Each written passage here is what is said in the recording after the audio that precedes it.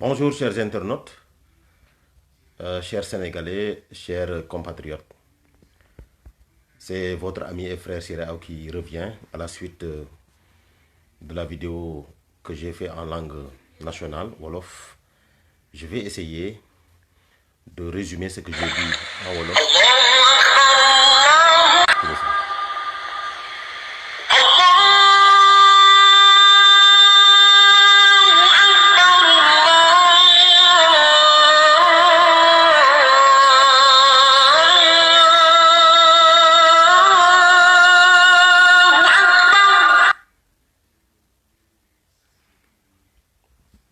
Donc, comme je disais, je vais essayer de résumer mon point de vue sur la situation catastrophique ou dramatique que le Sénégal est en train de vivre à cause de la turpitude, de l'égoïsme et vraiment du manque de jugement du président Macky Sall, qui est vraiment rentré dans la pire des manières dans l'histoire politique du Sénégal.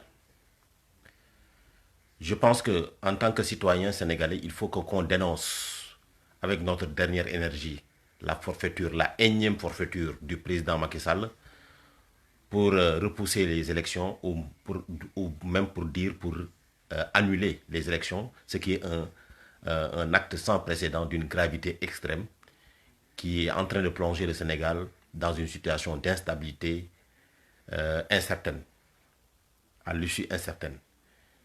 Je l'ai dit et je le répète, le Sénégal ne mérite pas cette situation-là. Le Sénégal ne mérite pas ça. Parce que le président Macky Sall a été élu démocratiquement. Donc l'élégance républicaine voudrait qu'il rende le pouvoir de manière démocratique en laissant le processus électoral arriver à son terme, c'est-à-dire qu'il y ait la campagne électorale, qu'il y ait des élections présidentielles libres et démocratiques et que les Sénégalais choisissent dignement leurs représentants et que lui, il organise des élections, vraiment des élections qui sont inclusives.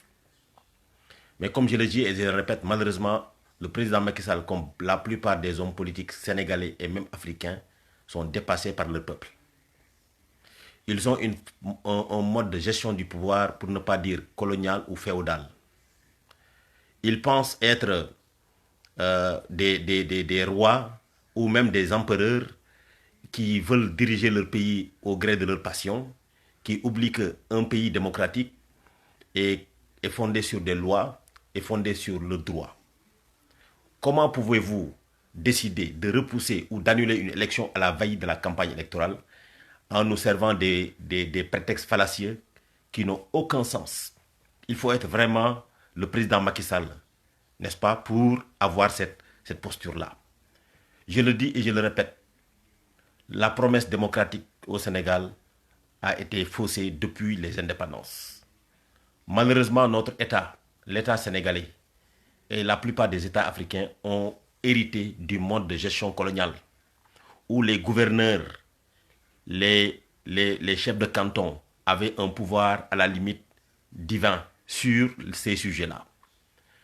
Ce mode de gestion du pouvoir où le peuple est marginalisé, où la volonté du peuple est bafouée, malheureusement perdure depuis les indépendances jusqu'à Macky Sall.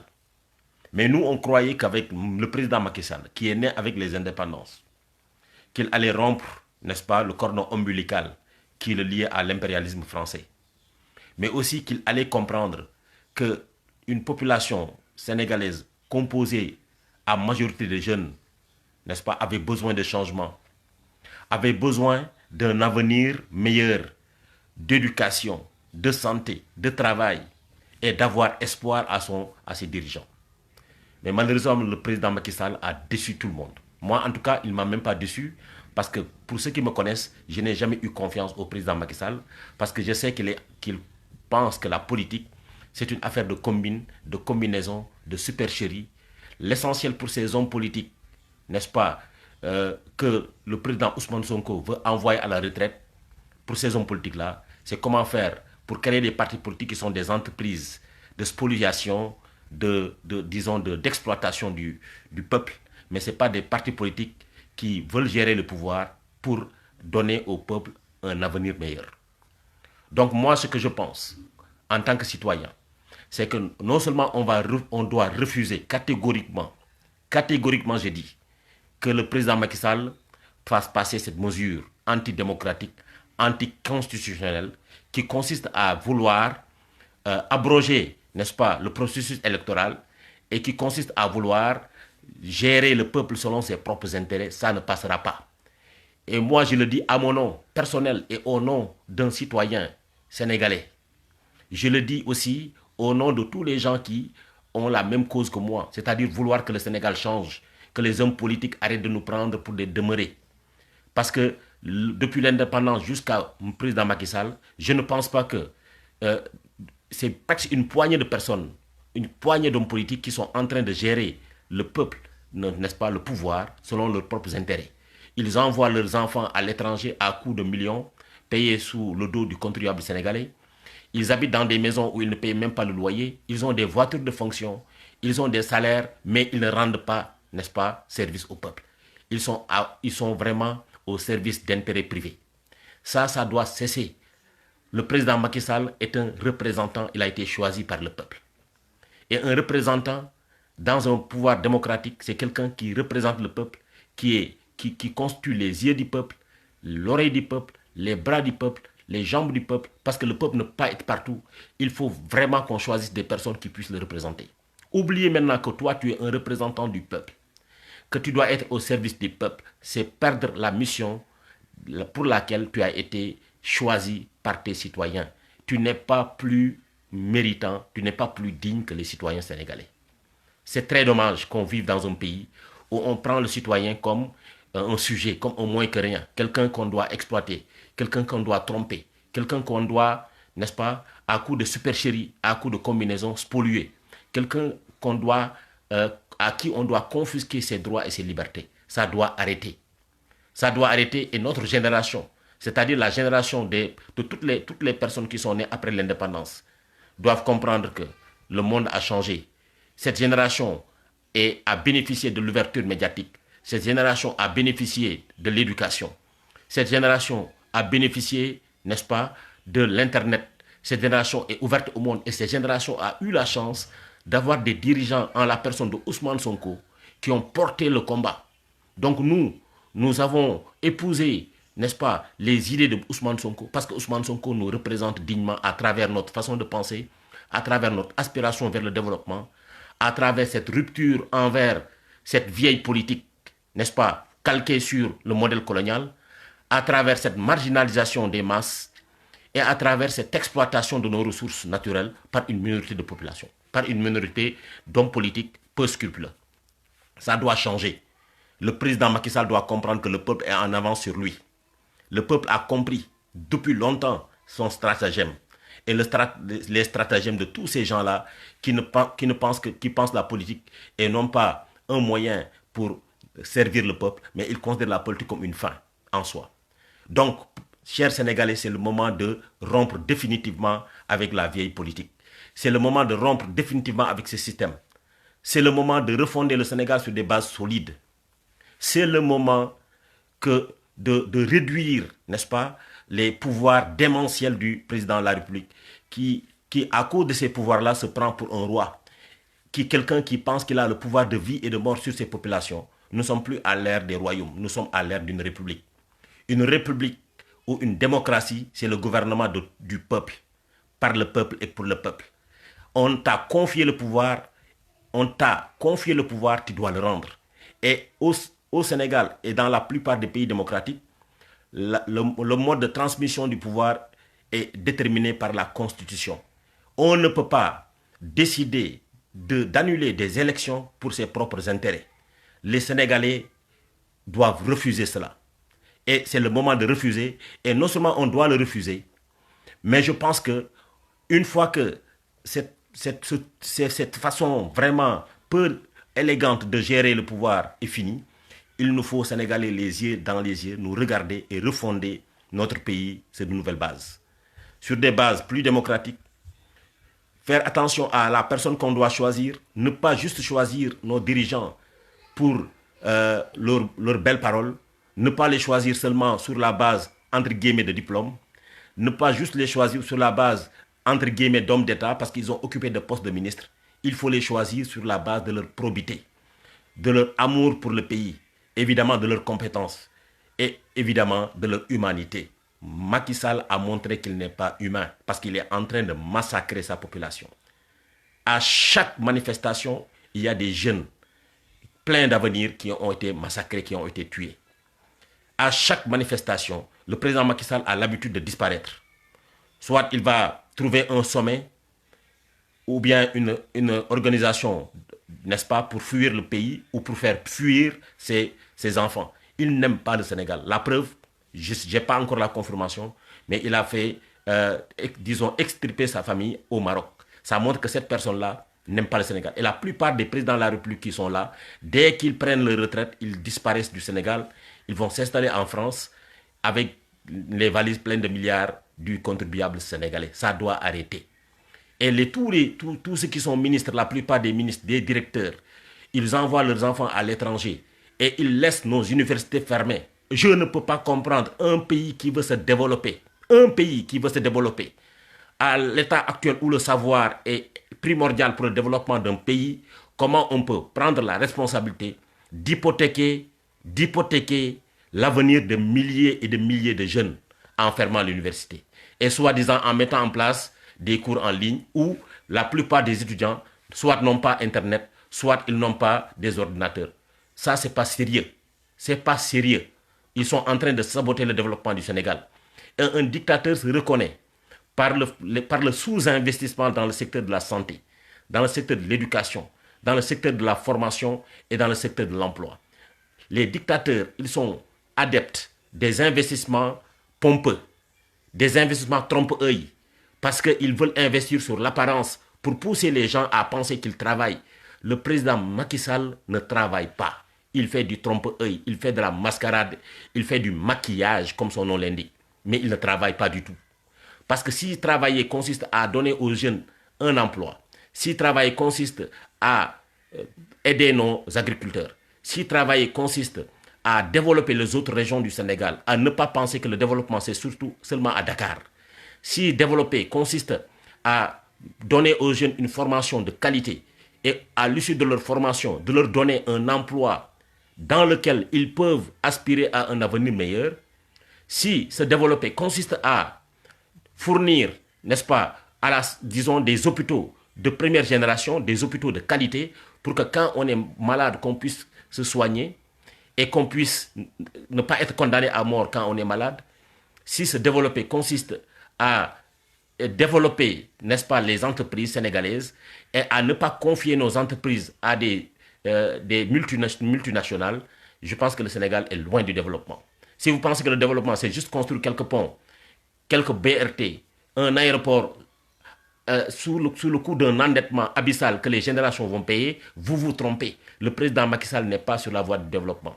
Comment peut-on se développer si des milliards et des milliards, lors de la Covid, on parle de 1000 milliards de francs CFA qui ont été pollués par une catégorie de politiciens, des quarantaines de milliards qui ont été volés par des ministres, des contrats qu'on ne maîtrise pas, des marchés publics qui sont de gré à gré. Si vous pensez que c'est un développement, parce qu'on ne peut pas se développer si on n'arrive pas à gérer nos ressources de manière efficiente. Il y a trop de spoliation, trop de gaspillage, trop de manque de transparence dans notre pays pour mériter le développement. Le développement du Sénégal ne peut pas arriver si on n'a pas des hommes neufs, des hommes consciencieux, des hommes qui aiment leur pays, des hommes compétents, des hommes humains. Parce que nous, on n'a pas des humains.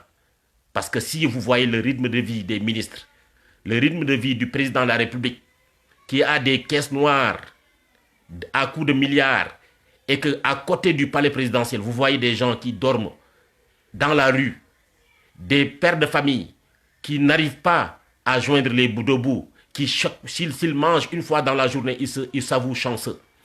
Si vous pensez que ça, c'est le développement, vous vous trompez. Soit vous êtes partisan, soit vous faites semblant d'être de mauvaise foi. Le développement du Sénégal n'adviendra que quand tous les Sénégalais seront concernés, quand on va distribuer les ressources du Sénégal de manière équitable, quand on va mettre en place une éducation démocratique, inclusive, où tout fils du Sénégal peut aspirer à une formation, à une éducation qui peut lui garantir évidemment un avenir de qualité. Un développement d'un pays ne peut pas advenir si on n'est pas capable de nous soigner quand on est malade.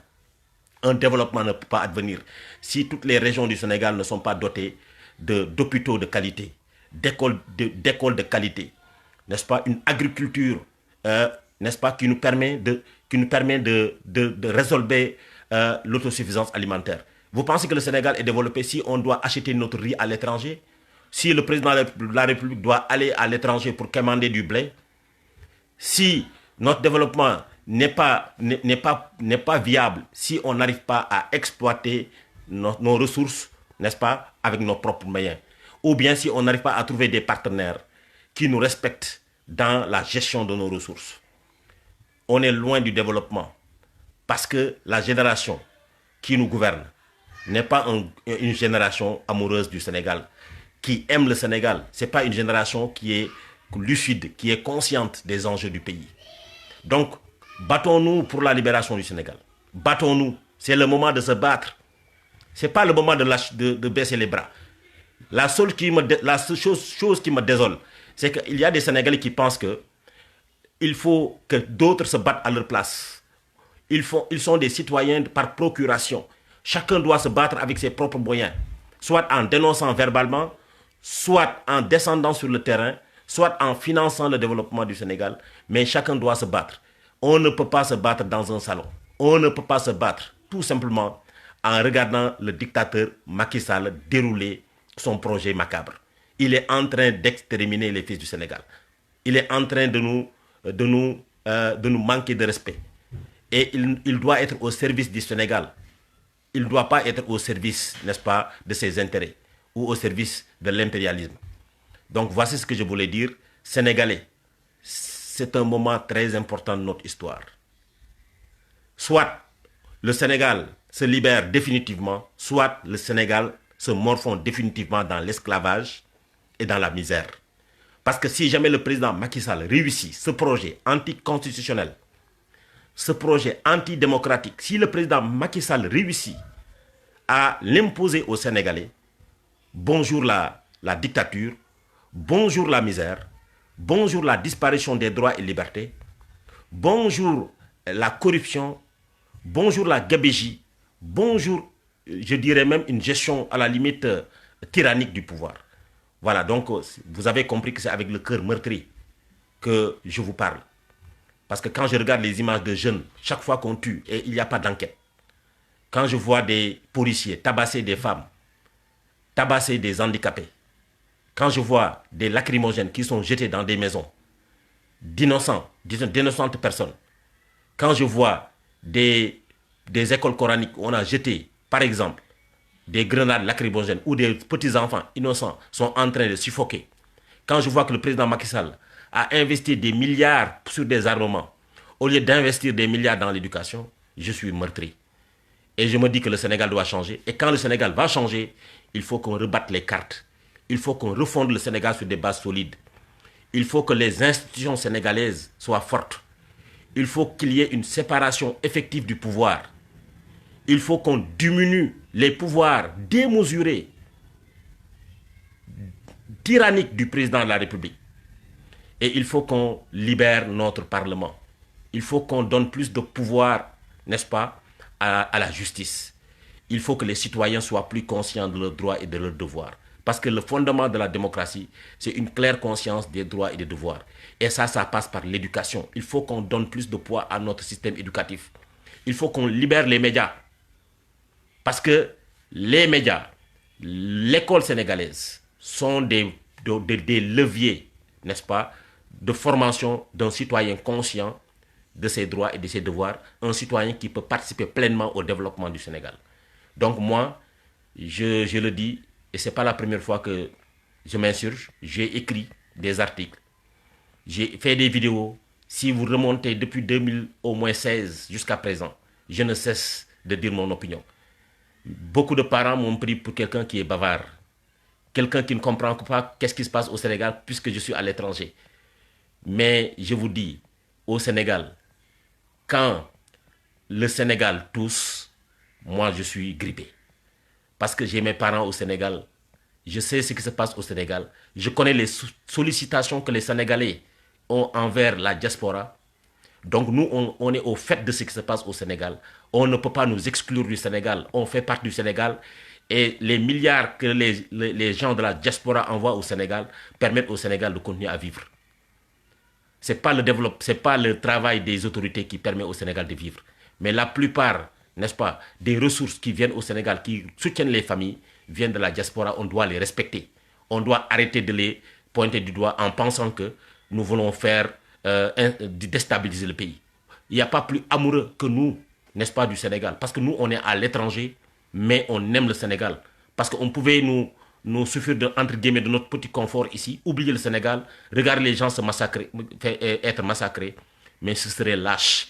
Ce serait lâche. Et je demande à tous les gens de la diaspora du Sénégal, des gens qui sont au Sénégal, de hausser la voix et de dénoncer le régime dictatorial de Macky Sall. Parce qu'il faut que le Sénégal se libère enfin. Et je pense qu'on a une chance d'avoir quelqu'un comme le président Ousmane Sonko. Mais c'est extraordinaire.